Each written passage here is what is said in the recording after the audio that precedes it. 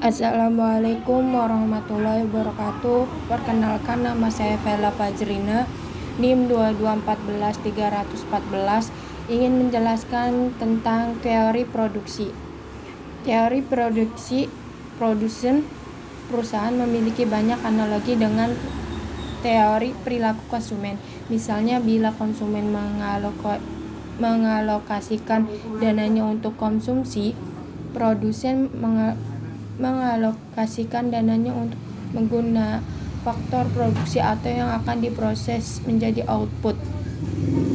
Karena itu, bila keseimbangan konsumen terjadi pada saat seluruh uangnya habis untuk konsumsi, keseimbangan produsen tercapai pada saat seluruh anggaran habis terpakai untuk membeli faktor produksi.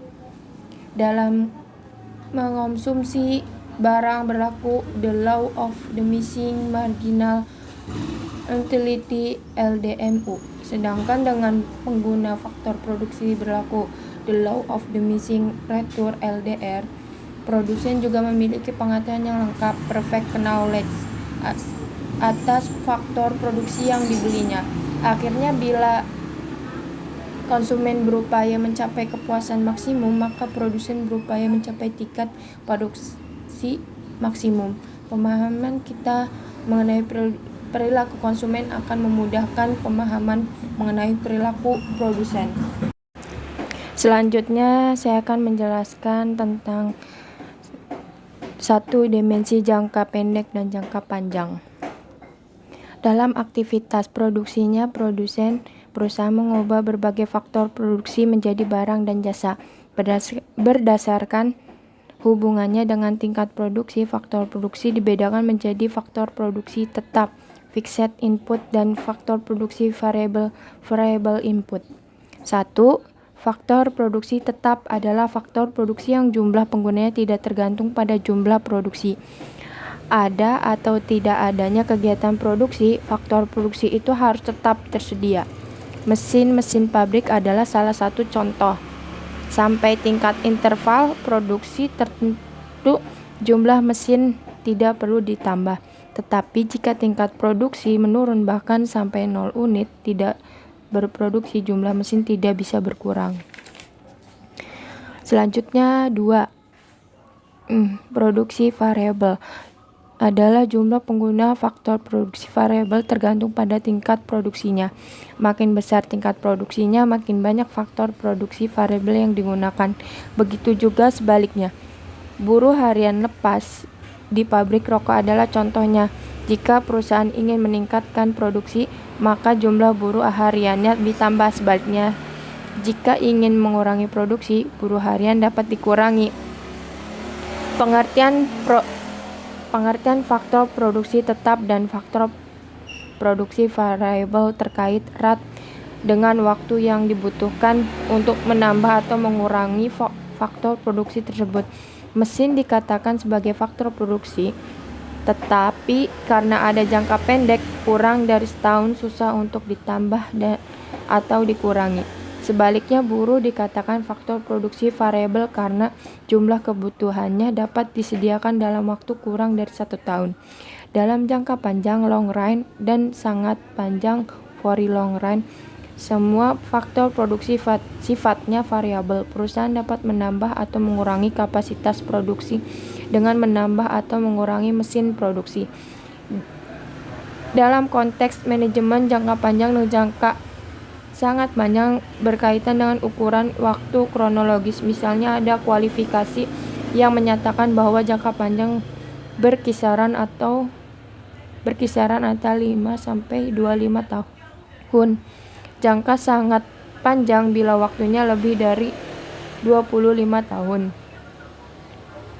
Teori produksi tidak mendivisikan jangka pendek dan jangka panjang secara kronologis.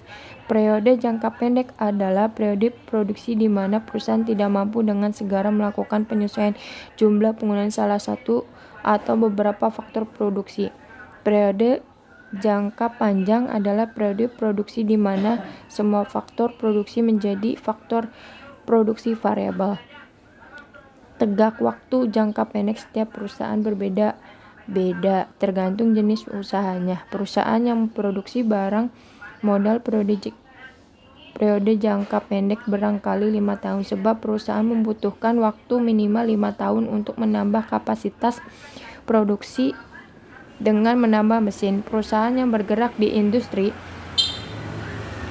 pengolahan produk jangka pendek lebih singkat. Perusahaan yang mengolah makanan kaleng produk jangka pendeknya barangkali hanya 2 atau 3 tahun. Jadi, adakah perusahaan yang jangka pendeknya kurang dari 1 tahun? Ada, misalnya restoran kelas menengah ke bawah yang faktor produksi tetap adalah rumah dan peralatan masak makan. Mereka mampu menyelesaikan kapasitas produksi dalam tempo kurang dari 1 tahun. Bahkan pedagang bakso keliling yang faktor produksi tetapnya hanya berupa gerobak dorong, mangkok, dan kompor. Periode jangka pendeknya hanya sebulan. Selanjutnya saya akan menjelaskan 2 model produksi dengan 1 faktor produksi variabel. Sebenarnya sangat jarang, bahkan tidak ada proses produksi yang hanya menggunakan 1 faktor produksi variabel. Pengertian produksi dengan 1 produksi variabel adalah pengertian analisis jangka pendek di mana ada faktor produksi yang tidak dapat diubah. Ketika mencoba memahami proses alokasi faktor produksi oleh perusahaan, ekonom membagi faktor produksi menjadi barang modal, kapital, dan tenaga kerja lembur. Hubungan matematis penggunaan faktor produksi menghasilkan output maksimum disebut fungsi produksi, seperti di bawah ini. Rumusnya Q sama dengan F kali KL, di mana Q tingkat output, K barang modal, L tenaga kerja buruh. Dalam model produksi, 1 faktor produksi variabel barang modal dianggap faktor produksi tetap. Keputusan produksi ditentukan berdasarkan alokasi efisien tenaga kerja. A. Produksi total, produksi marginal, dan produksi rata-rata.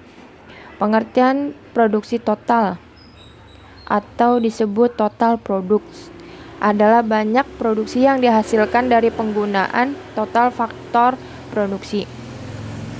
Rumusnya itu TP sama dengan F kali K L, di mana TP adalah produksi total, K adalah barang modal yang dianggap konstan, L adalah tenaga kerja atau buruh. Secara matematis, TP akan maksimum apabila turunan pertama dari fungsi nilainya sama dengan 0. Turunan pertama TP adalah MP. Persamaan, maka TP maksimum pada saat MP sama dengan 0.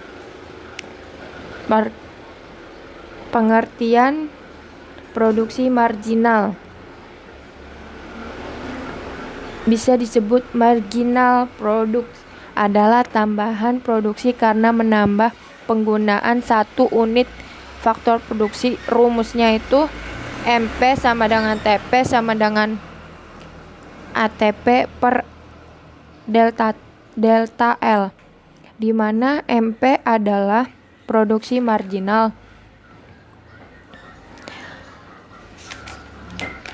Perusahaan dapat terus menambah tenaga kerja selama MP lebih kecil 0.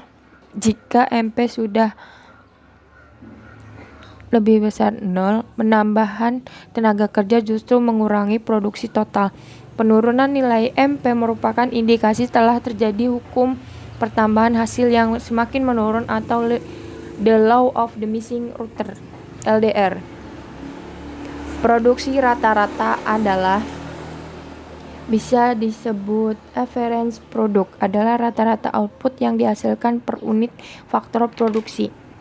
Rumusnya AP sama dengan TP per L, di mana AP adalah produksi rata-rata. AP akan maksimum bila turunan pertama fungsi AP adalah 0. Dalam AP sama dengan 0. Dengan menjelaskan matematis, AP maksimum tercapai pada saat AP sama dengan MP dan MP akan memotong AP. Pada saat ini AP maksimum. Contoh kasus usaha tekstil tradisional yang menggunakan ATBM, alat tenun bukan mesin. Berikut ini akan memperjelas lagi. Kalau di buku tuh ada, di buku ekonomi pengantar ilmu ekonomi itu di halaman 98 itu ada gambar tentang penjelasan ATBM, alat tenun bukan mesin ya.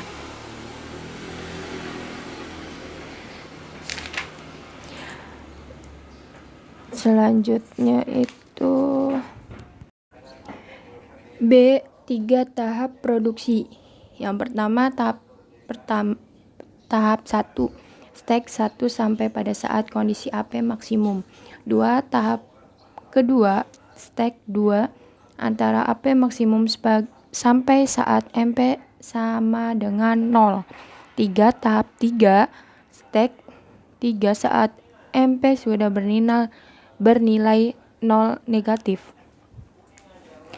Pada tahap pertama, penambahan tenaga kerja akan meningkatkan produksi total maupun produksi rata-rata. Karena itu hasil yang diperoleh dari tenaga kerja masih jauh lebih besar dari tambahan upah yang harus dibayarkan. Perusahaan rugi jika berhenti produksi pada tahap ini. Slope kurva TP meningkatkan tajam. Pada tahap kedua, karena berlakunya LDR, baik produksi marginal maupun produksi rata-rata mengalami penurunan. Namun demikian, nilai keduanya masih positif. Penambahan tenaga kerja akan tetapi menambah produksi total sampai mencapai nilai maksimum. Slope kurva TP datar sejajar dengan sumbu horizontal. Pada tahap ketiga, perusahaan tidak mungkin melanjutkan produksi karena penambahan tenaga kerja justru menurun produksi total. Perusahaan akan mengalami kerugian. Slope kurva TP negatif.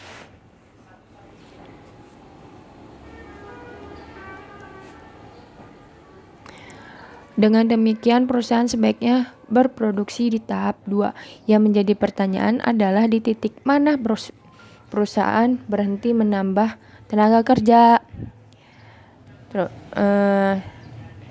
Jadi, secara matematis, perusahaan akan berhenti menambah tenaga kerja pada saat tambahan biaya marginal cost yang harus dibayar adalah sama dengan tambahan pendapat marginal revenue yang diterima. Jika tambahan biaya masih lebih kecil dari tambahan pendapat, perusahaan akan menambah tenaga kerja. Begitu sebaliknya.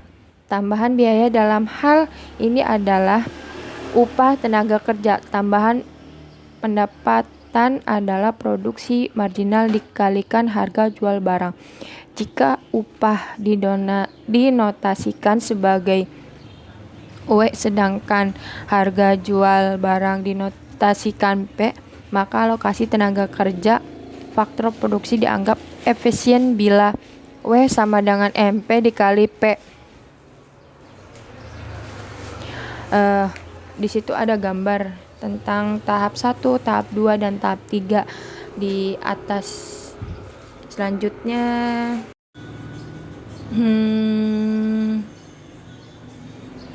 C. Perkembangan teknologi. Kemajuan teknologi dapat membuat tingkat produktivitas meningkat. Secara grafis dapat digambarkan dengan semakin luasnya bidang yang dibatasi kurva TP. Pada diagram di atas, akibat kemajuan teknologi luas karena TP3, TP2, TP1 artinya jumlah output yang dihasilkan per unit faktor produksi semakin besar. Yang diperlukan direnungkan adalah apabila nilai EP meningkat berarti efisien meningkat. Bila nilai AP meningkat karena mesinnya semakin modern, belum berarti efisien meningkat.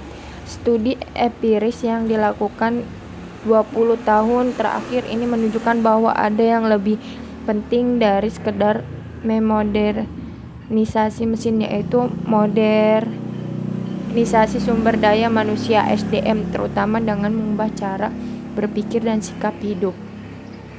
Dengan modernisasi SDM, kemajuan teknologi akan meresap ke dalam diri manusia embedded teknologi dan mendorong peningkatan efisien. Secara ekonom senior, Paul Krugman menggunakan konsep ini untuk menjelaskan mengapa negara-negara yang dikenal sebagai macam Asia Timur mengalami krisis ekonomi di akhir dasawarsa ini. Salah satu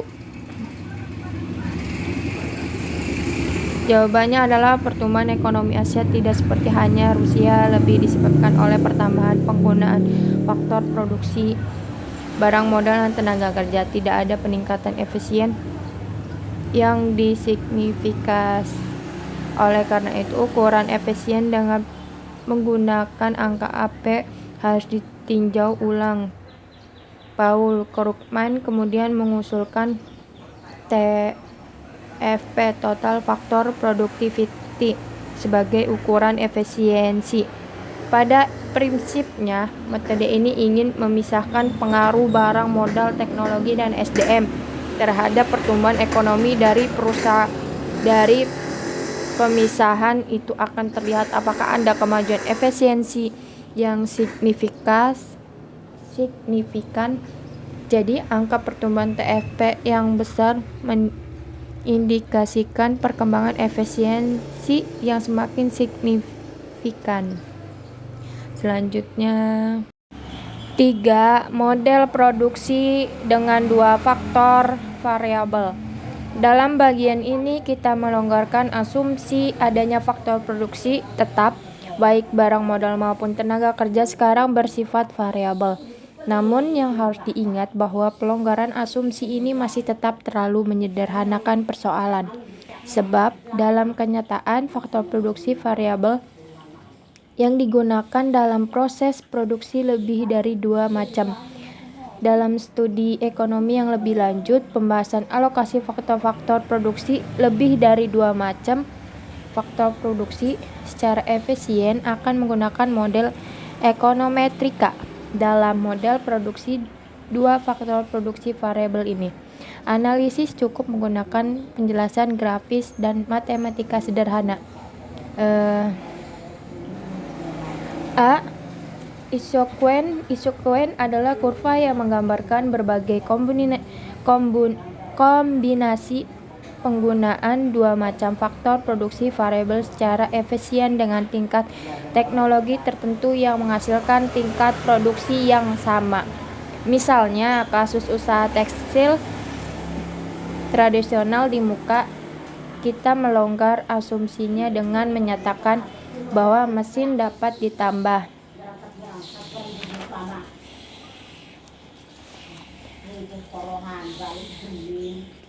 Di buku ekonomi halaman 104, ekonomi pengantar ilmu ekonomi, kita melihat di situ ada gambar bahwa tingkat produksi 105 bal tekstil dapat dicapai dengan beberapa kombinasi faktor produksi, yaitu 1 mesin dengan 5 tenaga kerja, 2 mesin dengan 3 tenaga kerja, dan seterusnya. Selanjutnya kita dapat menurunkan isosequence seperti berikut ini. Di sini ada asumsi isosequence. Yang pertama, konveksitas, bisa disebut juga convexity. Asumsi konveksitas analogi dengan asumsi pada pembahasan perilaku konsumen, yaitu kurva indiferensi yang menurun dari kiri atas ke kanan bawah, downward sloping. Produsen dapat melakukan berbagai kombinasi penggunaan 2 macam faktor produksi untuk menjaga agar tingkat produksi tetap. Selanjutnya ada penurunan nilai MRTS. The missing of MRTS sama halnya dengan konsumen Produsen menganggap makin mahal faktor produksi yang semakin langka. Itulah sebab mengapa nilai MRTS LK makin menurun. Hukum LDR, dalam kasus tertentu nilai MRTS akan konstan atau nol. MRTS konstan bila kedua faktor produksi bersifat substitusi sempurna perfect. Substitusi seperti pada gambar tersebut. MRTS adalah nol bila kedua faktor produksi punya hubungan proporsional tetap. Fixed proportion production function. Seperti selanjutnya yang ketiga, hukum pertambahan hasil yang semakin menurun, the law of the missing router. Di muka telah diuraikan bahwa dalam penurunan hasil tenaga kerja L dapat dilihat dengan menarik garis ABC.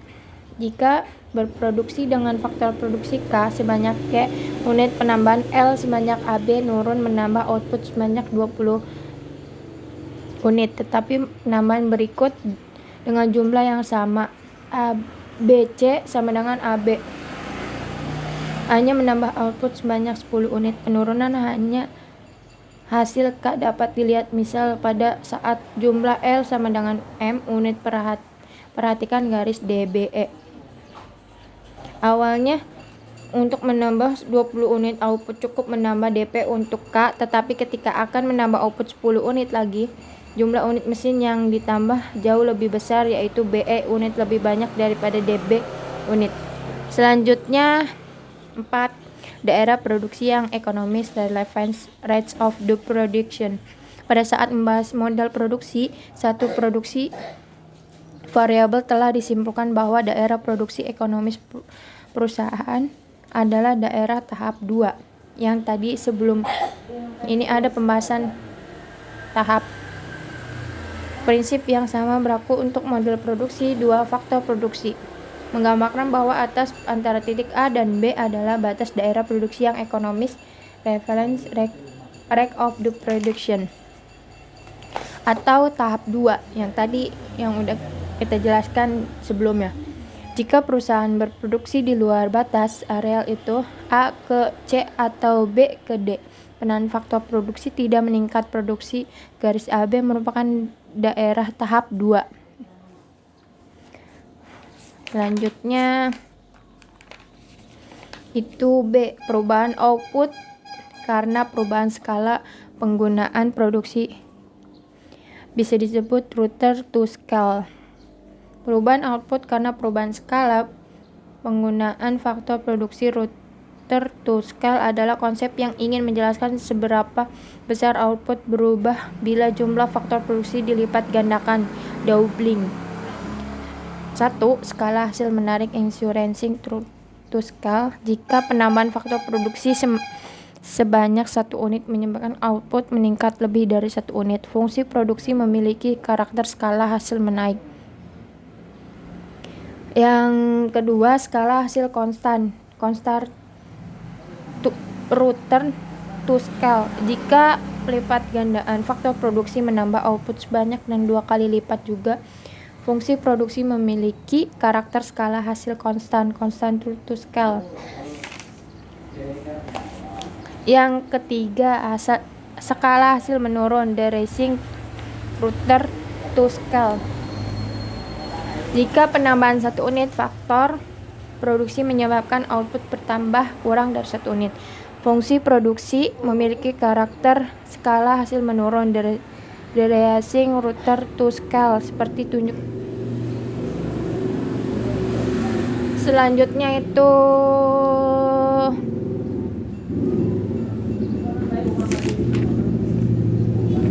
ada C, perkembangan teknologi. Kemajuan teknologi memungkinkan peningkatan efisien penggunaan faktor produksi.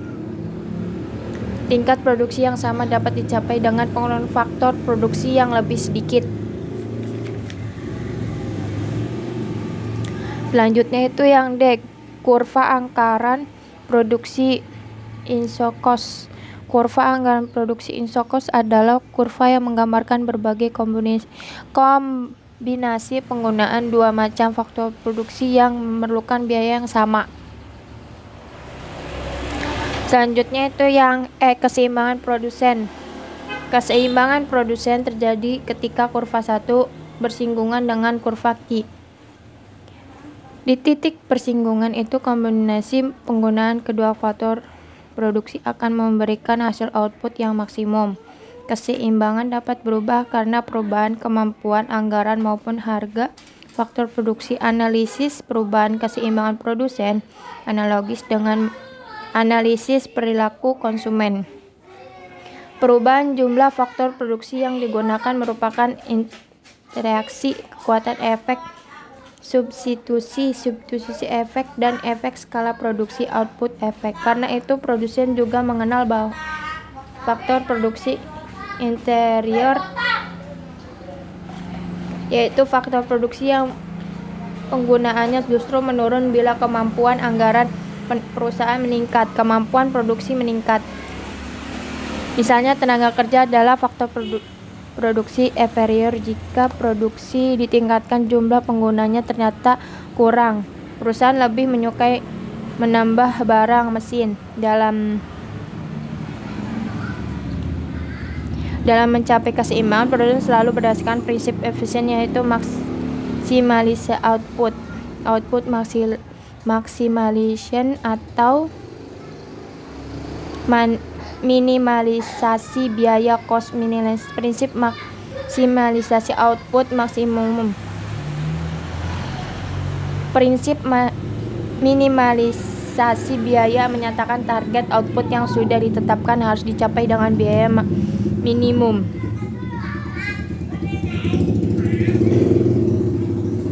Keputusan maksimalisasi output atau minimalisasi faktor produksi sangat tergantung pada tujuan atau misi yang diemban perusahaan atau lembaga. Perusahaan umumnya memiliki tujuan maksimalisasi laba sehingga biasanya prinsip efisiensi perusahaan adalah maksimalisasi output, tetapi seperti lembaga swadaya masyarakat menggunakan prinsip minimalisasi biaya. Pada kondisi tertentu perusahaan pun dapat menggunakan prinsip minimalisasi biaya. Misalnya badan usaha milik negara BUMN yang bergerak di bidang menyediakan jasa publik tertentu menggunakan prinsip minimalisasi biaya. Selanjutnya yang F, pola jalur expansion path. Tujuannya perusahaan adalah maksimalisasi laba. Untuk mencapai tujuan itu dalam jangka pendek maupun jangka panjang, perusahaan harus tetap mempertahankan efisiensinya. Biasanya perusahaan menetapkan target yang akan dicapai setelah tahun yang harus dicapai dengan biaya minimum. Dalam jangka panjang, perusahaan memiliki tingkat fleksibilitas lebih tinggi dalam mengombinasikan faktor produksi. Titik keseimbangan tercapai pada tingkat MRTS yang konstan dan bentuk garis ion menunjukkan bahwa titik keseimbangan produsen adalah titik AD.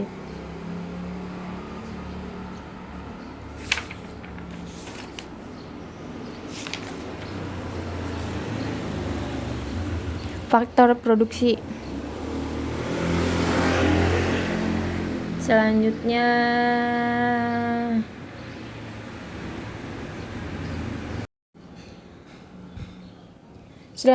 adalah kesimpulan dari yang saya jelaskan tadi, teori produksi.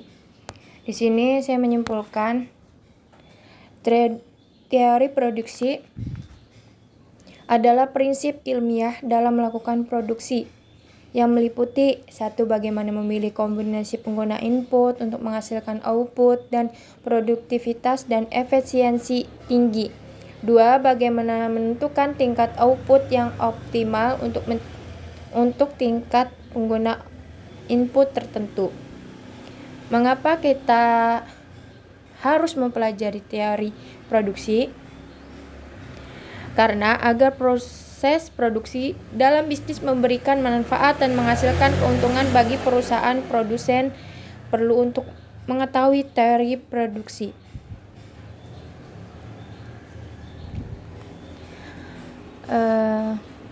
Selanjutnya penutup. Demikian beberapa hal yang bisa saya sampaikan pada kesempatan ini. Saya mohon maaf yang sebesar-besarnya apabila ada tutur kata maupun tindakan yang kurang berkenan. Dengan ini presentasi saya tutup. Sekian. Terima kasih. Assalamualaikum warahmatullahi wabarakatuh. Assalamualaikum warahmatullahi wabarakatuh. Perkenalkan, nama saya Vela Fajrina, NIM 2214314, ingin menjelaskan tentang teori produksi. Teori produksi perusahaan memiliki banyak analogi dengan teori perilaku konsumen. Misalnya, bila konsumen mengalokasikan dananya untuk konsumsi, produsen mengalokasikan dananya untuk menggunakan faktor produksi atau yang akan diproses menjadi output. Karena itu, bila keseimbangan konsumen terjadi pada saat seluruh uangnya habis untuk konsumsi, keseimbangan produsen tercapai pada saat seluruh anggaran habis terpakai untuk membeli faktor produksi. Dalam mengonsumsi barang berlaku the law of diminishing marginal utility LDMU. Sedangkan dengan pengguna faktor produksi berlaku the law of diminishing return LDR. Produsen juga memiliki pengetahuan yang lengkap, perfect knowledge, atas faktor produksi yang dibelinya. Akhirnya, bila konsumen berupaya mencapai kepuasan maksimum, maka produsen berupaya mencapai tingkat produksi maksimum. Pemahaman kita mengenai perilaku konsumen akan memudahkan pemahaman mengenai perilaku produsen. Selanjutnya, saya akan menjelaskan tentang satu dimensi jangka pendek dan jangka panjang. Dalam aktivitas produksinya, berusaha mengubah berbagai faktor produksi menjadi barang dan jasa. Berdasarkan hubungannya dengan tingkat produksi, faktor produksi dibedakan menjadi faktor produksi tetap (fixed input) dan faktor produksi variable input. 1. Faktor produksi tetap adalah faktor produksi yang jumlah penggunanya tidak tergantung pada jumlah produksi. Ada atau tidak adanya kegiatan produksi, faktor produksi itu harus tetap tersedia. Mesin-mesin pabrik adalah salah satu contoh. Sampai tingkat interval produksi tertentu, jumlah mesin tidak perlu ditambah. Tetapi jika tingkat produksi menurun bahkan sampai 0 unit tidak berproduksi, jumlah mesin tidak bisa berkurang. Selanjutnya 2. Produksi variabel adalah jumlah pengguna faktor produksi variabel tergantung pada tingkat produksinya. Makin besar tingkat produksinya, makin banyak faktor produksi variabel yang digunakan. Begitu juga sebaliknya. Buruh harian lepas di pabrik rokok adalah contohnya. Jika perusahaan ingin meningkatkan produksi, maka jumlah buruh hariannya ditambah. Sebaliknya, jika ingin mengurangi produksi, buruh harian dapat dikurangi. Pengertian faktor produksi tetap dan faktor produksi variabel terkait erat dengan waktu yang dibutuhkan untuk menambah atau mengurangi faktor produksi tersebut. Mesin dikatakan sebagai faktor produksi, tetapi karena ada jangka pendek kurang dari setahun susah untuk ditambah atau dikurangi. Sebaliknya, buruh dikatakan faktor produksi variabel karena jumlah kebutuhannya dapat disediakan dalam waktu kurang dari 1 tahun. Dalam jangka panjang long run dan sangat panjang very long run, semua faktor produksi sifatnya variabel. Perusahaan dapat menambah atau mengurangi kapasitas produksi dengan menambah atau mengurangi mesin produksi. Dalam konteks manajemen jangka panjang dan jangka sangat panjang berkaitan dengan ukuran waktu kronologis. Misalnya ada kualifikasi yang menyatakan bahwa jangka panjang berkisaran antara 5 sampai 25 tahun. Jangka sangat panjang bila waktunya lebih dari 25 tahun. Teori produksi tidak mendivisikan jangka pendek dan jangka panjang secara kronologis. Periode jangka pendek adalah periode produksi di mana perusahaan tidak mampu dengan segera melakukan penyesuaian jumlah penggunaan salah satu atau beberapa faktor produksi. Periode jangka panjang adalah periode produksi di mana semua faktor produksi menjadi faktor produksi variabel. Tegak waktu jangka pendek setiap perusahaan berbeda tergantung jenis usahanya. Perusahaan yang memproduksi barang modal periode jangka pendek barangkali 5 tahun sebab perusahaan membutuhkan waktu minimal 5 tahun untuk menambah kapasitas produksi dengan menambah mesin. Perusahaan yang bergerak di industri pengolahan produk jangka pendek lebih singkat. Perusahaan yang mengolah makanan kaleng periode jangka pendeknya barangkali hanya 2 atau 3 tahun. Jadi, adakah perusahaan yang jangka pendeknya kurang dari 1 tahun? Ada, misalnya restoran kelas menengah ke bawah yang faktor produksi tetap adalah rumah dan peralatan masak makan. Mereka mampu menyelesaikan kapasitas produksi dalam tempo kurang dari 1 tahun. Bahkan pedagang bakso keliling yang faktor produksi tetapnya hanya berupa gerobak dorong, mangkok, dan kompor. Periode jangka pendeknya hanya sebulan. Selanjutnya saya akan menjelaskan 2 model produksi dengan 1 faktor produksi variabel. Sebenarnya sangat jarang bahkan tidak ada proses produksi yang hanya menggunakan 1 faktor produksi variabel.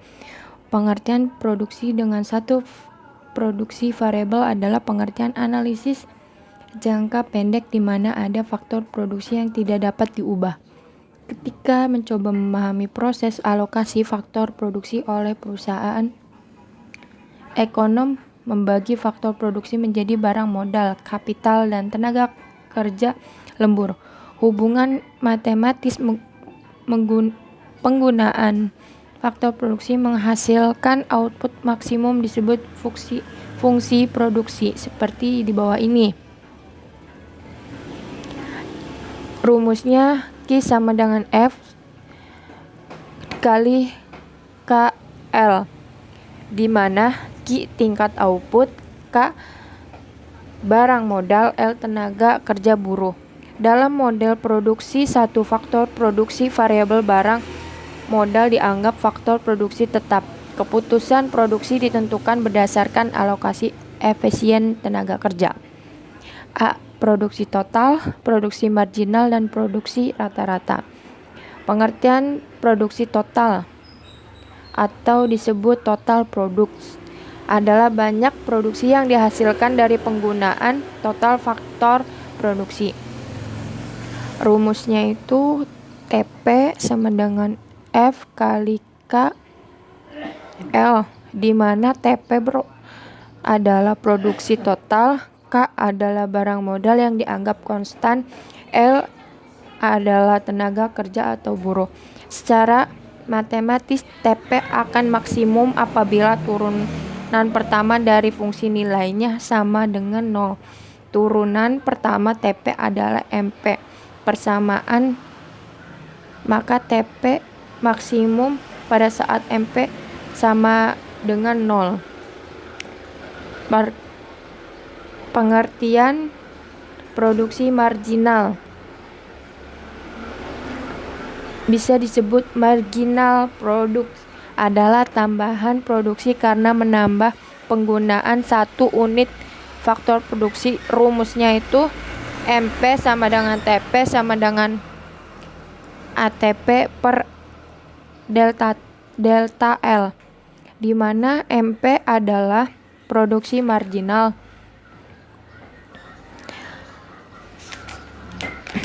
Perusahaan dapat terus menambah tenaga kerja selama MP lebih kecil 0.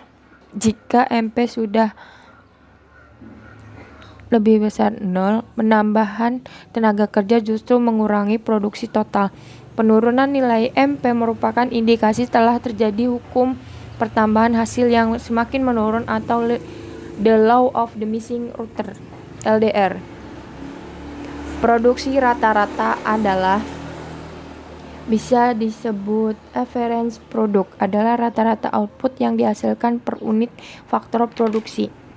Rumusnya AP sama dengan TP per L, di mana AP adalah produksi rata-rata. AP akan maksimum bila turunan pertama fungsi AP adalah 0.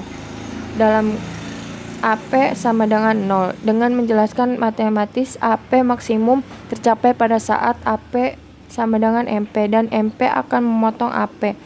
Pada saat ini AP maksimum. Contoh kasus usaha tekstil tradisional yang menggunakan ATBM, alat tenun bukan mesin. Berikut ini akan memperjelas lagi. Kalau di buku tuh ada, di buku ekonomi pengantar ilmu ekonomi itu di halaman 98 itu ada gambar tentang penjelasan ATBM, alat tenun bukan mesin ya.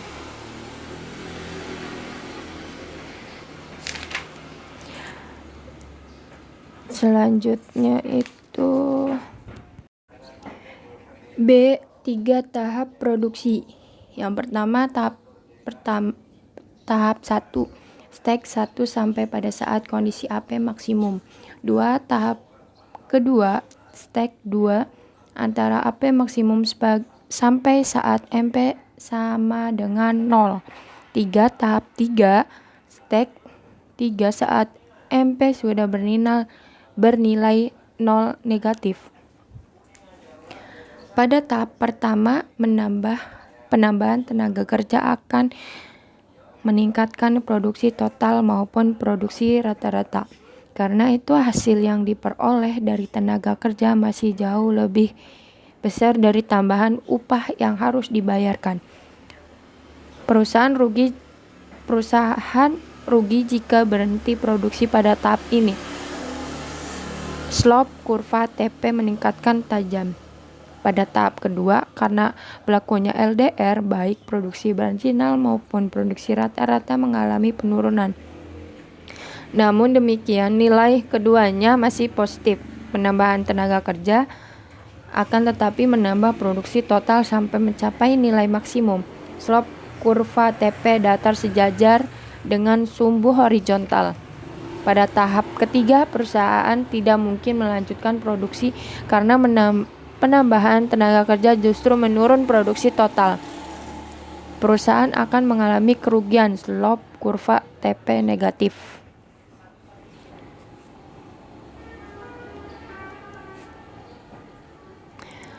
Dengan demikian, perusahaan sebaiknya berproduksi di tahap 2.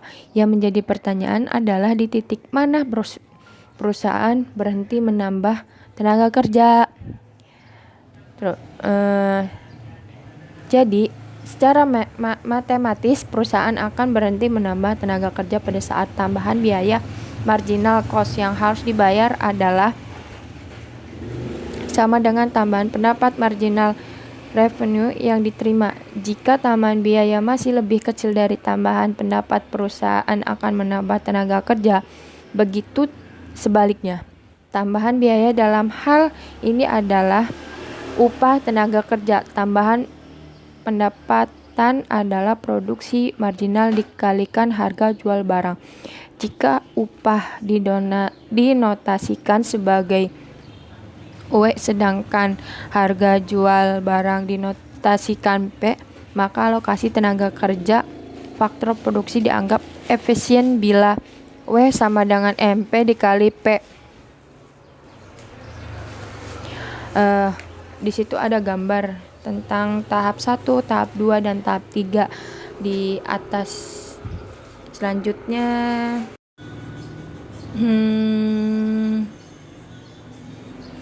C.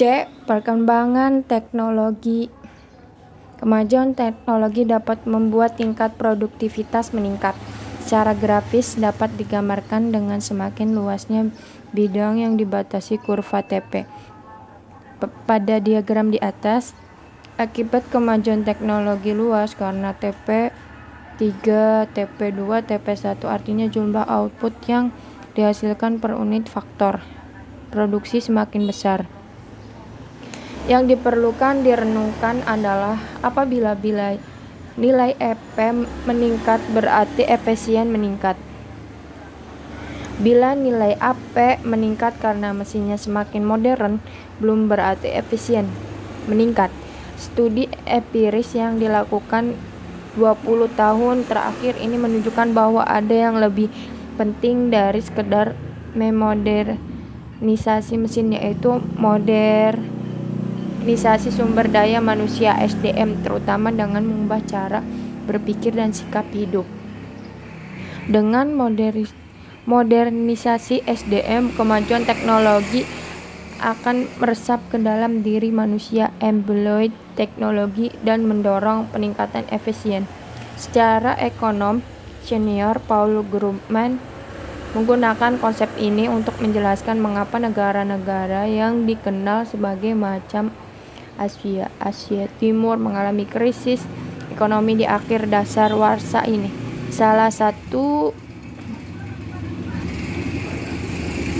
jawabannya adalah pertumbuhan ekonomi Asia tidak seperti hanya Rusia lebih disebabkan oleh pertambahan penggunaan faktor produksi barang, modal, dan tenaga kerja. Tidak ada peningkatan efisien yang disignifikan. Oleh karena itu, ukuran efisien dengan menggunakan angka AP harus ditinjau ulang. Paul Krugman kemudian mengusulkan TFP, total faktor productivity, sebagai ukuran efisiensi. Pada prinsipnya, metode ini ingin memisahkan pengaruh barang, modal, teknologi, dan SDM terhadap pertumbuhan ekonomi. Dari pemisahan itu akan terlihat apakah ada kemajuan efisiensi yang signifikan.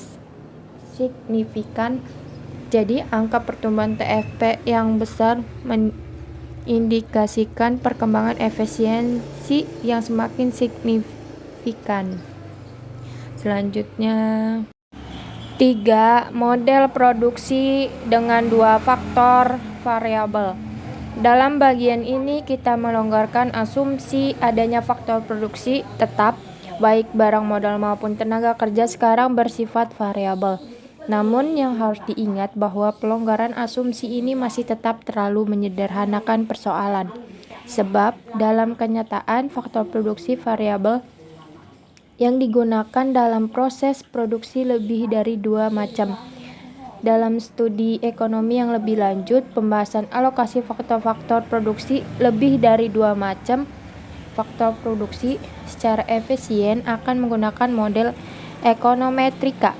Dalam model produksi 2 faktor produksi variabel ini, analisis cukup menggunakan penjelasan grafis dan matematika sederhana.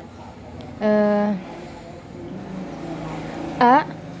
Isosequence adalah kurva yang menggambarkan berbagai kombinasi penggunaan 2 macam faktor produksi variabel secara efisien dengan tingkat teknologi tertentu yang menghasilkan tingkat produksi yang sama. Misalnya, kasus usaha tekstil tradisional di muka, kita melonggar asumsinya dengan menyatakan bahwa mesin dapat ditambah.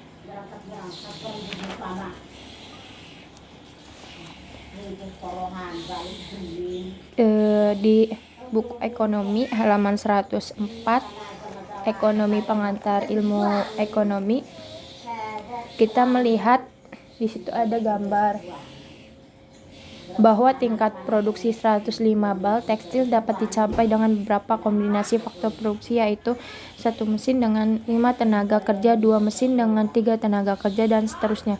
Selanjutnya kita dapat menurunkan isosequence seperti berikut ini. Di sini ada asumsi sequence. Yang pertama, konveksitas, bisa disebut juga konveksiti. Asumsi konveksitas analogi dengan asumsi pada pembahasan perilaku konsumen, yaitu kurva indiferensi yang menurun dari kiri atas ke kanan bawah, downward sloping. Produsen dapat melakukan berbagai kombinasi penggunaan dua macam faktor produksi untuk menjaga agar tingkat produksi tetap.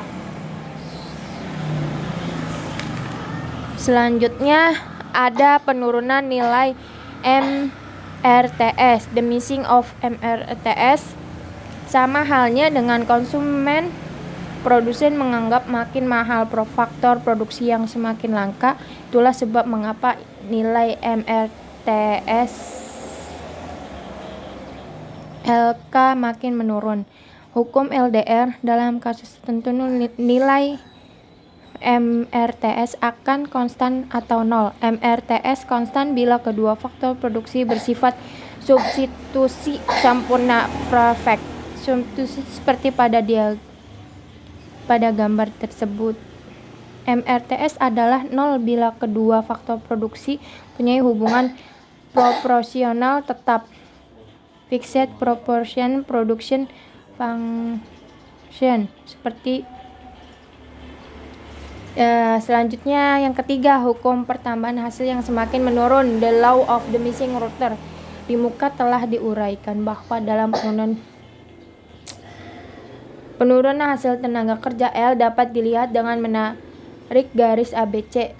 Jika berproduksi dengan faktor produksi K sebanyak K unit, penambahan L sebanyak AB nurun menambah output sebanyak 20 unit. Tetapi penambahan berikut dengan jumlah yang sama, ABC sama dengan AB, hanya menambah output sebanyak 10 unit. Penurunan hanya hasil K dapat dilihat misal pada saat jumlah L sama dengan M unit.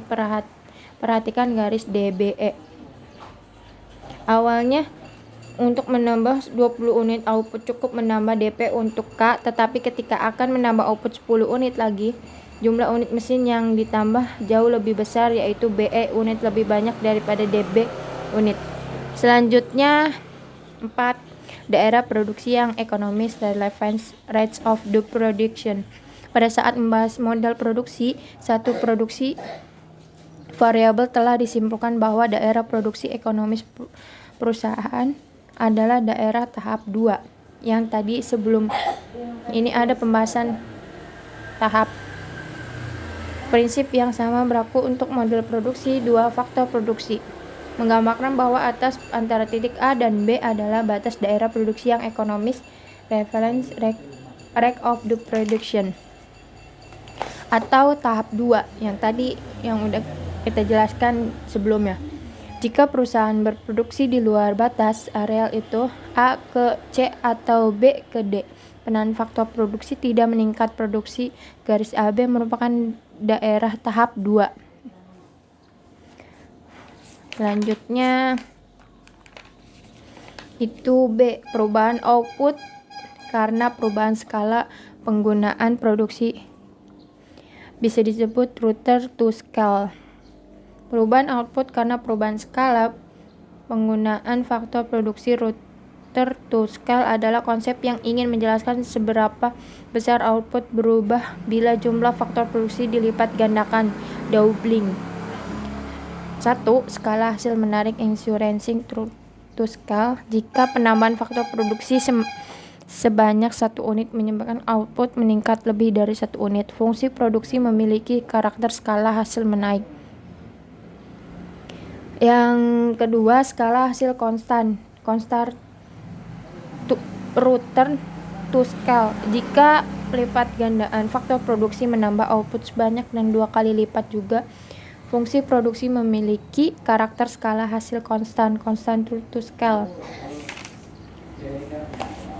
Yang ketiga, skala hasil menurun, decreasing router to scale.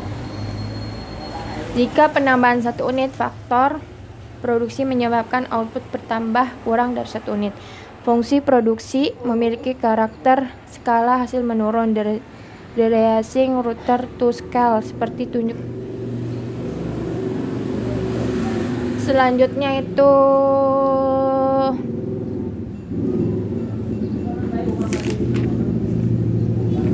ada C. Perkembangan teknologi. Kemajuan teknologi memungkinkan peningkatan efisien penggunaan faktor produksi. Tingkat produksi yang sama dapat dicapai dengan penggunaan faktor produksi yang lebih sedikit. Selanjutnya itu yang D. Kurva anggaran produksi Insokos. Kurva anggaran produksi Insokos adalah kurva yang menggambarkan berbagai kombinasi penggunaan dua macam faktor produksi yang memerlukan biaya yang sama. Selanjutnya itu yang E. Keseimbangan produsen. Keseimbangan produsen terjadi ketika kurva 1 bersinggungan dengan kurva Q. Di titik persinggungan itu, kombinasi penggunaan kedua faktor produksi akan memberikan hasil output yang maksimum. Keseimbangan dapat berubah karena perubahan kemampuan anggaran maupun harga faktor produksi. Analisis perubahan keseimbangan produsen analogis dengan analisis perilaku konsumen. Perubahan jumlah faktor produksi yang digunakan merupakan interaksi kekuatan efek substitusi efek dan efek skala produksi output efek. Karena itu produsen juga mengenal bahwa faktor produksi interior, yaitu faktor produksi yang penggunaannya justru menurun bila kemampuan anggaran perusahaan meningkat, kemampuan produksi meningkat. Misalnya tenaga kerja adalah faktor produksi inferior. Jika produksi ditingkatkan, jumlah penggunanya ternyata kurang. Perusahaan lebih menyukai menambah barang mesin. Dalam mencapai keseimbangan, produsen selalu berdasarkan prinsip efisien, yaitu maksimalisi output maximization atau minimalisasi biaya cost minimalisasi. Prinsip maksimalisasi output maksimum. Prinsip minimalisasi biaya menyatakan target output yang sudah ditetapkan harus dicapai dengan biaya minimum.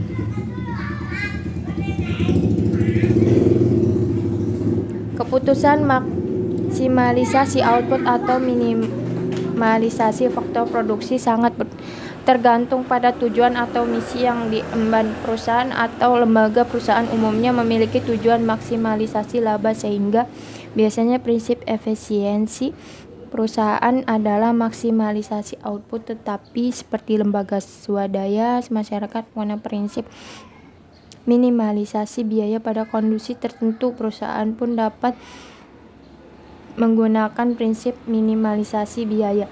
Misalnya badan usaha milik negara, BUMN, yang bergerak di bidang menyediakan jasa publik tertentu menggunakan prinsip minimalisasi biaya. Selanjutnya yang F.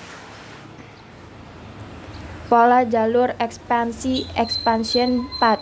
Tujuannya perusahaan adalah maksimalisasi laba. Untuk mencapai tujuan itu dalam jangka pendek maupun jangka panjang, perusahaan harus tetap mempertahankan efisiensinya. Biasanya perusahaan menetapkan target yang akan dicapai setelah tahun yang harus dicapai dengan biaya minimum. Dalam jangka panjang, perusahaan memiliki tingkat fleksibilitas lebih tinggi dalam mengombinasikan faktor produksi. Titik keseimbangan tercapai pada tingkat MRTS yang konstan dan bentuk garis ion menunjukkan bahwa titik keseimbangan produsen adalah titik AD.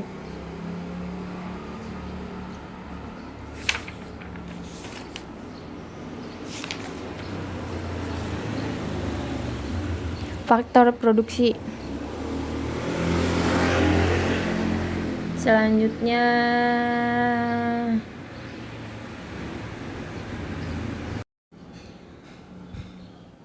Selanjutnya adalah kesimpulan dari yang saya jelaskan tadi, teori produksi. Di sini saya menyimpulkan teori produksi adalah prinsip ilmiah dalam melakukan produksi yang meliputi 1. Bagaimana memilih kombinasi pengguna input untuk menghasilkan output dan produktivitas dan efisiensi tinggi. 2. Bagaimana menentukan tingkat output yang optimal untuk tingkat pengguna input tertentu. Mengapa kita harus mempelajari teori produksi?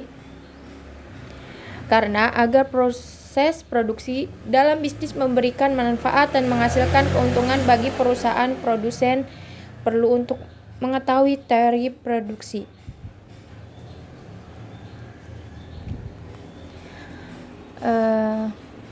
Selanjutnya, penutup. Demikian beberapa hal yang bisa saya sampaikan pada kesempatan ini. Saya mohon maaf yang sebesar-besarnya apabila ada tutur kata maupun tindakan yang kurang berkenan. Dengan ini presentasi saya tutup.